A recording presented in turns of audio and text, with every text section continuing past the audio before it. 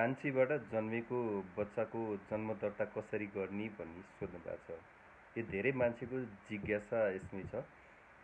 विवाहित पुरुषले वैवाहिक सम्बन्ध कायम रहेको अवस्थामा अर्को बिहे गर्नु हुँदैन र कान्छी श्रीमती ल्याउँछ भने यस्तो अवस्थामा चाहिँ कान्छी श्रीमतीले कानुनी रूपमा मान्यता पाउँदैन। त्यसकारणले गर्दा हाम्रो जुन नयाँ कानुन लागू भएको छ 2075बाट कान्छी श्रीमतीसँगको नाता सम्बन्ध चाहिँ स्वत बदर भएर जान्छ, सुन्ने अवस्थामा परिवर्तन हुन्छ र बहुविवाह फौजदारी कसुर अन्तर्गत चाहिँ दायित्व वहन गर्नुपर्ने हुन्छ। त्यसकारणले गर्दाखेरि कान्छी श्रीमतीको न त पतिको तर्फबाट नागरिकता नै बन्छ न बिहे दर्ता नै हुन्छ, कुनै पनि हक अधिकार चाहिँ कानुनले सिर्जना गर्दैन।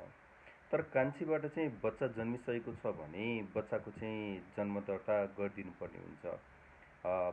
लोग्ने स्वास्नी बिचको चाहिँ वैवाहिक सम्बन्ध शून्य भएर जान्छ भने बच्चाको हकमा चाहिँ बच्चाको बाउआमा कायम हुन्छ। त्यसकारणले गर्दाखेरि स्थानीय तहले चाहिँ जो जन्मिने बच्चा हुन्छ बच्चाको चाहिँ घटना जन्म चाहिँ दर्ता गरिदिनु पर्छ।